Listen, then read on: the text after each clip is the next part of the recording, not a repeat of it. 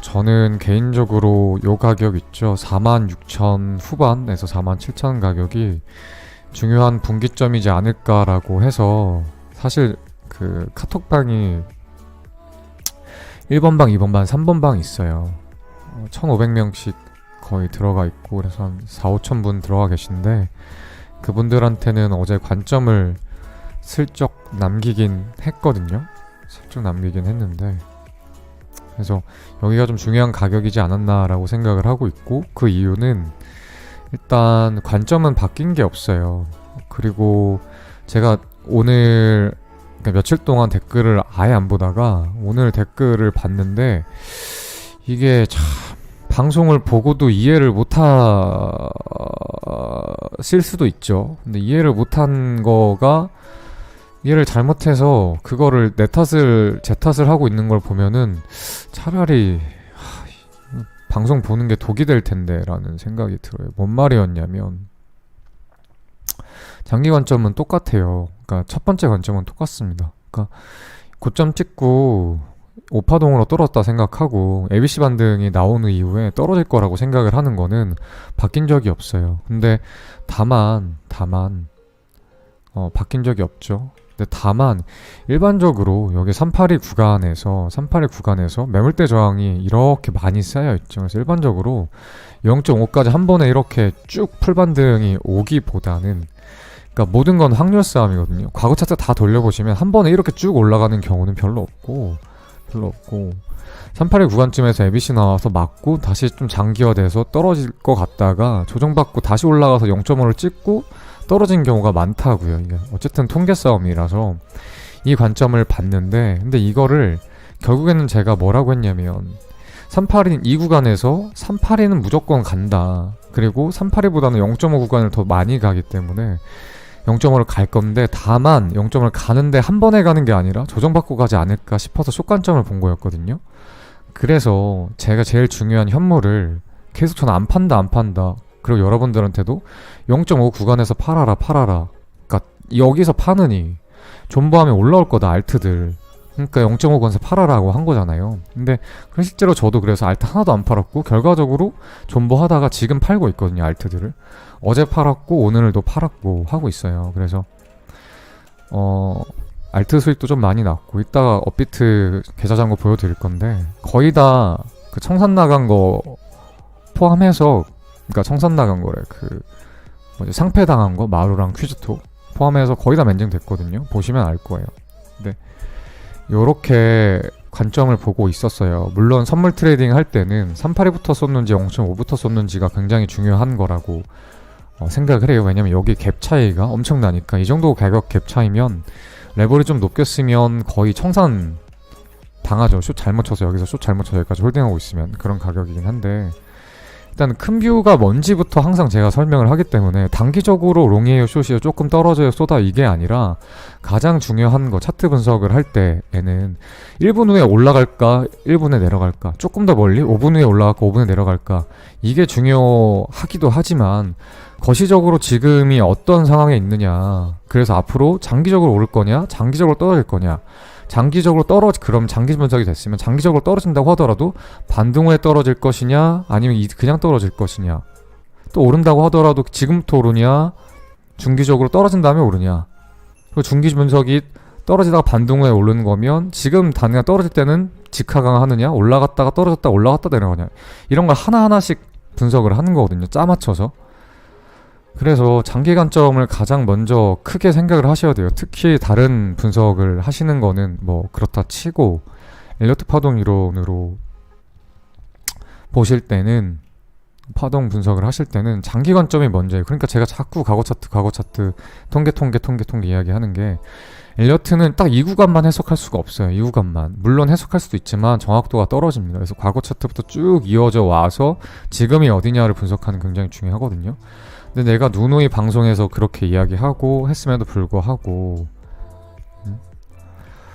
떨어진다면서요 이러면서 알트 다 팔았는데 떨어진다면서 이런 댓글이 달리더라고. 근데 그런 분들 그러니까 방송을 아마 전반적으로 안 보고 자기가 보고 싶은 부분만 봤거나 아니면 내가 누누이 알트 0.5 구간까지 들고 갈 거라고 누누이 말하면서 왜 내가 0.5까지 들고 간다고 했겠어요. 근데 그럴 거 알면서 알트 팔아가지고 손실 났다고 그 쓰는 댓글을 보니까 야, 그런 분들은 어떻게 해야 되나 뭐 그런 생각이 좀 들어서 착잡하더라고요. 그 다음에 그 또 한 가지 드리고 싶은 말씀은 그 너무 시장 상황에 쏠리지 마세요. 그때도 제가 웬만하면 댓글에 대댓글 안 달거든요. 근데 이때도 엄청나게 한 분이랑 많이 싸웠어요. 이때 어떤 뭐 뜨거운 용광로인가? 무슨 용광로예요. 아무튼 여기다가 제가 이 즈음에 댓글이 달렸는데 제가 반등 가는 걸 1순위로 봤잖아요. 이렇게 올라가서 0.5강까지는 올라갈 건데 이때도 똑같아서 ABC로 38을 찍고 조정받다가 0.5 가고 떨어지지 않을까. 이게 그때도 똑같이 했던 거거든요. 지금에서 이걸 이야기하는 게 아니라 이 당시에도 이걸 얘기했었어요. 지난 방송 있으니까 거짓말 못하죠. 과거 방송 보면 다 나오니까. 근데 이때도 누가 자기가 막 고수인 것처럼 그 용광론이라는 사람이 아니 계속 하락하는데 역추세로 올라간다는 걸 부위를 보는 게 말이 되냐면서 엄청 싸웠었거든요. 근데 그때도 시장 상황이 이렇게 떨어지니까 너무 암울했어요. 지금은 알트 반등이라도 왔지. 이때는 비트 빠지면서 알트 다 작살나는 분위기라 망했구나 이러면서 다 떨어진다 쪽으로 갔고, 그분도 무슨 말도 안 되는 추세가 이렇게 계속 하방인데 역추세를 보는 미친놈이 어딨냐라고 지가 마치 전문가처럼 이야기하던데 마찬가지인 것 같고. 그리고 그 관점에서 똑같이 봤었을 때, 그러니까 물론 이따가 그 시나리오를 다시 말씀드릴 거긴 하지만 지금 가격이 많이 올랐고 최근에 알트가 어제 오늘 그리고 막 며칠 전부터 몇 개가 쏘고 어제는 다 빨간불이었죠 라고 하더라도 그 분위기에 젖지 마세요. 여기서도 마찬가지였잖아. 다 하방 봤는데 결국은 올라갔잖아요. 여기서도 그럴 수 있다는 거니까 무조건 떨어진다가 아니고, 다들 좀 재밌는 이 이야기하면 다들 공감하실 텐데 모두가 오른다고 생각하면 안 올라요. 그 방향으로 안 가고, 모두가 떨어진다고 생각하면 또 그 방향으로 안 가요. 이제 많은 사람들이 생각하고 있는 방향에 반대로 갈 확률이 오히려 더 많거든요. 그래서 뭐 최근 뭐 보면 숏 버튼 지워야 된다, 공매도 버튼 지워야 된다, 그리고 알트들 축제 났다, 그리고 지금 누가 봐도 상승장이다 라고 이야기 나오는 거면, 누가 봐도 상승장이라고 이야기 나오면 그럼 상승장이 아닐 수도 있어요. 역으로 그것도 한번 생각을 해보셔야 돼요. 너무 당연한 이야기입니다. 무슨 말인지 대충 눈치 느낌이 오시죠? 어쨌든 그렇고, 일단 그걸 떠나서 이제 다시 차트로 넘어가서, 일단은 제 중장기로 봤었을 때 반등 올 수 있는 가장 핵심 지점이 0.5 구간이거든요. 일반적으로 38이 찍고 떨어지는 경우보다는 0.5나 628 찍고 저점을 갱신하러 가는 경우가 더 많은데, 일단 최소 충분 조건이라고 해야 되나? 충분 필요 조건이라고 해야 되나? 이건 뭐라고 해야 되지? 정확한 워딩은 아닐 수 있는데 아무튼 만족을 시킨 것 같아요. 이제 하락을 위한 이제 찍긴 찍었다, 고점을 찍긴 찍었다라고 생각을 합니다. 그리고 누누이 얘기해 들었지만 저점은 여기인 거예요. 그래서 지금 저희가 봤었을 때 반등, 하락, 반등이었죠. 여기가 한 파동이. 그럼 이건 명확하게 ABC였다는 거죠. 여기가 ABC가 나왔어요. 빨간색으로 레이블 할게요. 빨간색 레이블 하고 ABC가 나왔고, 그리고 떨어지는 파동이 있고, 이거는 카운팅 할 필요도 없고, 올라가는 것도 ABC가 나오지 않았나 라고 생각을 해요. ABC가 나오지 않았나. 물론 이게 WXY로 레이블 해야겠죠. 뭔 말인지 알죠? 그리고 이게 WXY라고 하면 이게 비율상으로 봤었을 때 이렇게 플랫한 형태의, 그러니까 A 고점을 살짝 넘기는 상태의 C 고점이 나와야 되는 거고, 이 정도 크기면 사실 지그재그 ABC로 보는 게 맞기는 하거든요. 근데 그 비율이 또 항상 맞지는 않아요. 그래서 카운팅해봤을 때 이렇게 ABC가 나온 게 아닌가라고 생각하는 게 첫 번째예요. 이 첫 번째라고 보는 이유는 누누이 말씀드렸지만 두 가지예요. 하나는 하락할 때 형태가 명확하게 하락 5파동이었다. 라는 거 하나. 그러니까 하락으로 임펄스가 나왔으면 반등 후에 다시 하락 임펄스가 나오거든요. 이거였다 하나가 있고, 두 번째는 저점이 여기다. 저점 이후로 첫 파동이 ABC가 나와가지고, 그래서 여기가 크게 ABC로 가는 게 아닌가 라는 두 가지를 가지고 첫 번째가 이거를 하락을 위한 반동으로 보고 있는 거고, 마이너 카운팅을 다시 해보면 여기까지가 명확하게 임펄스였던 것 같아요. 여기서부터 잠깐만요. 이 초록 지점부터 여기까지가 임펄스였던 것 같아요. 명확하게. 그쵸? 그랬고, 그러니까 임펄스의 엔딩이죠. 그러니까 여기까지가 임펄스인데 1, 2, 3, 4, 5고 1, 2, 3, 4, 5에 1, 2, 3, 4, 5 여기가 리딩 다이고널에 나왔죠 라고 생각을 하고, B가 짧게 나온 것 같아요. 생각보다 카운터로 바로 올려서 쳤고, 그 다음에 C파도 카운팅을 해보면 C파 카운팅이 여기서부터 시작돼서 정확하게, 그래서 아마 여기서 끝나야 될 것 같아요. 제 생각에 1, 2, 3, 4, 5고, 그래서 1, 2, 3, 4, 5가 있거든요. 그러니까 좀 더 보면 여기가 상승 1파 2파동, 그 다음에 3파동 4파동 5파동이거든요 근데 또 올랐잖아. 이렇게 이것도 엔딩 나온 게 아닌가라고 생각을 하고 있어요. 그래서 일단 가장 높게 보는 건 관점이 바뀌지 않았어요. 그러니까 ABC A, 그 다음에 B, 그 다음에 ABC가 엔딩으로 마무리된 게 아닌가. 이 관점을 어제 카톡방에 이렇게 그어서 엔딩 관점이 1번이라고 그 카톡방에 올렸어요. 이 관점 먼저 올렸고, 근데 사실 저는 이게 뭐 맞다라고 거의 강력하게 생각을 하는데, 혹시 제 분석이 틀렸을 수도 있으니까 당연히 서브 관점도 올렸습니다. 서브 관점은 일단 첫 번째 파동 관점은 알겠죠? ABC A 나왔고 B 나왔고 ABC의 1, 2, 3, 4, 5 꼬시의 엔딩이 나온 게 아닌가 라고 생각을 하고 있고요. 그래서 결국에는 떨어질 확률이 높지 않을까 생각을 해서 어제 하고 오늘 저는 알트들을 절반가량은 매도를 했어요. 절반가량은 이따가 알트 잔고 보여드릴게요. 매도를 했고, 그리고 이제 두 번째 관점을 말씀드리면, 그러면 이제 저점을 옮기는 거죠. 여기가 저점인데 굳이 이제 저점이 여기라고 생각을 하고 무시를 하고, 그러니까 무시의 근거는 여기가, 그러니까 무시의 근거는 두 가지가 있는데, 여기가 이런 식으로 원래는 ABC의 1, 2, 3, 4, 5 엔딩이가 나왔는데 엔딩 2파가 절단된 게 아닌가. 근데 절단은 사실 잘 안 일어나잖아요. 절단이 안 일어날 확률이 훨씬 높아요. 절단이 일어날 확률보다. 근데 어쨌든 절단이지 않나. 만약에 정말 여기가 상승장의 시작점이었다라고 하면 강한 매수세가 들어오면서부터 절단이 일어났다라고 볼 가능성이 있긴 있죠. 높진 않으나. 어쨌든 그렇게 보고 있고, 그렇게 봤었을 때 그러면 장기 관점에선 이게 더 맞기는 해요. 뭐였냐면, 옛날 2010년도부터 비트코인 거래했죠. 2010년도부터 2018년까지 쭉 상승했던 1파, 그다음에 2파, 그다음에 지금이 가장 큰 상승을 보이고 있잖아요. 그래서 지금이 큰 관점에서 3파 구간인데, 3파의 1파가 이렇게 있었고, 3파의 2파가 코로나가 있었고, 3파의 3파가 크게 얼마 전까지 나왔고, 지금 4파 구간이고, 그래서 조정을 하다가 5파를 올라간다. 연말이나 내년 초에. 이제 이 개념이죠. 이 개념. 그래서 장기 관점으로 보면 오히려 이 상승 관점이 더 잘 맞을 수 있다 라고 보여지기도 해요. 그래서 조금 애매한 부분이 있긴 합니다. 뭐가 하나가 너무 확정적으로 맞다라고 우기기에는 좀 애매한 구간이 있어요. 그래서 좀 대응을 잘 해야 될 것 같아요. 그렇고, 그래서 만약에 이게 상승장이다 라고 하면, 이제 그리고 여기서부터가 불장의 랠리가 시작됐다 라고 하면 여기는 무시하고 상승 당연히 1파인 거고 2파인 거고, 그 다음에 여기가 3파인데 3파가 이렇게 작을 리가 없죠. 그러니까 3에 1파가 나온 거예요. 그래서 3에 2가 나올 거고, 다시 올려쳐서 3에 3이 나올 거고, 3에 3은 크겠죠. 3에 4가 나오고, 3에 4는 여기가 가격으로 조정이 나오니까 여기는 횡보로 나올 거고, 그리고 5파가 나오고, 그러면 3에 1, 1, 2, 3, 4, 5 ABC 조정하다가 5파 이러면 이제 한파동이거든요. 그래서 1, 2, 1, 2, 3, 4, 5, 4, 5 이렇게 되지 않을까라고 생각을 하고 있어요. 그래서 중요한 기점은 여기까지 떨어지는 건 상관없어요. 한 여기가 618 지점을 찍어보면 3의 1을 한 43,100, 200 정도까지 떨어지는 건 굳이 크게 상관없을 것 같아요. 중요한 건 여기서부터 올려치느냐 급등 나오느냐.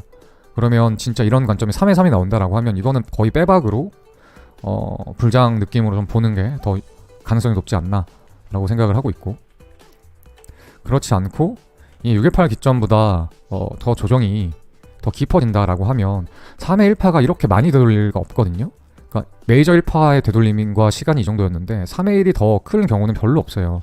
그러니까 확률 싸움인 거죠. 별로 없기 때문에 다시 올라간다기보다는 반등이 떨어진 이후에 반등이 나와도 하락을 위한 반동이 아니었나 라고 하방을 보는 게 더 합리적인 생각입니다.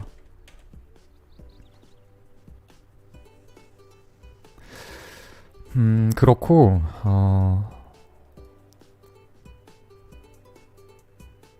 아무튼 그렇게 보는 게 제일 맞는 것 같아요. 일단 저도 요새 지금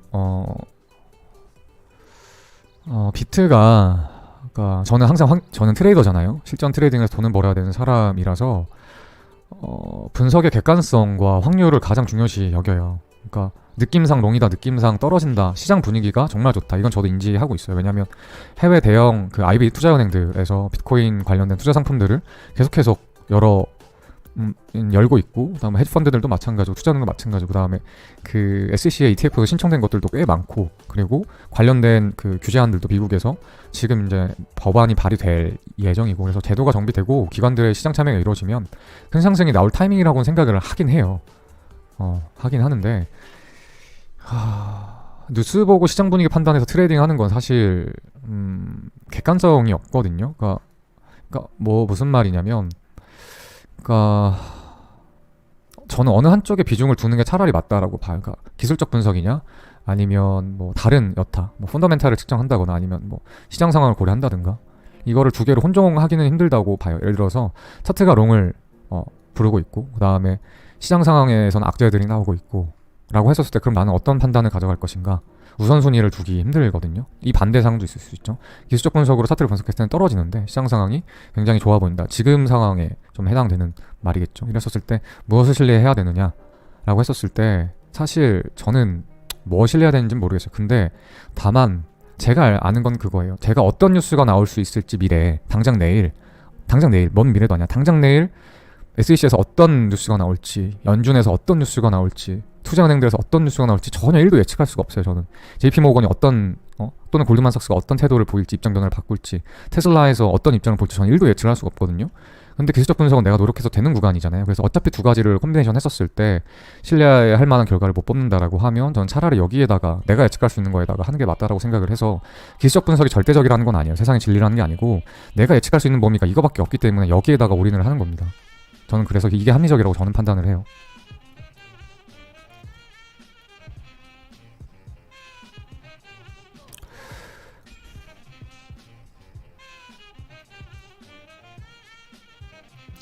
지금 진짜 연말 불장이 오려고 하면, 아까도 말씀드렸던 것처럼 가장 가능성 높은 시나리오는 43,000 초반에서 이 구간대에서 지지받고 빠르게 올라가는 거예요. 올라갈 때도 찔끔찔끔 이렇게 올라가는 게 아니라 진짜 V자 반등을 이렇게 와서 한 5만 선을 뚫어야, 5만을 뚫으면 불장 느낌 난다, 진짜 여기서부터 인정.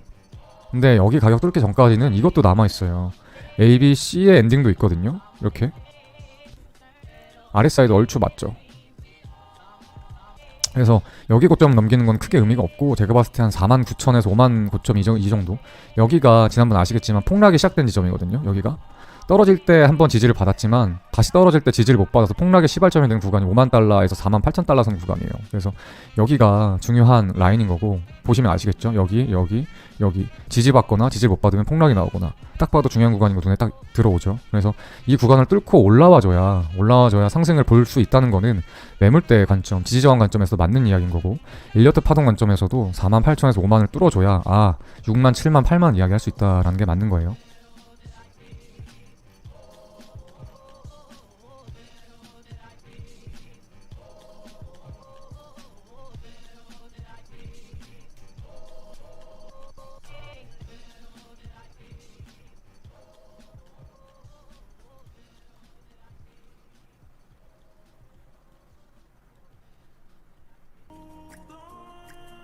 그래서 단기적으로 중요한 기점이 되는 두 곳을 뽑으라고 하면, 저점 부분에서 지지받아야 될 구간은 여기요, 43,000 초반. 그리고 넘겨야 될 중요한 고점이라고 하면 49,000에서 5만선, 이 라인이 뚫리느냐가 많이 빠지느냐 많이 오르느냐를 판가름 짓는 중요한 라인이 될 것 같아요. 쉽게 설명해서 길게 이야기했지만. 근데 딱 그러니까 코린이를 위해서 한 줄 요약을 한 건데, 앞에서 설명했던 것들을 다 보고 판단을 하셔야 돼요. 이것만 보고 판단하면 안 됩니다.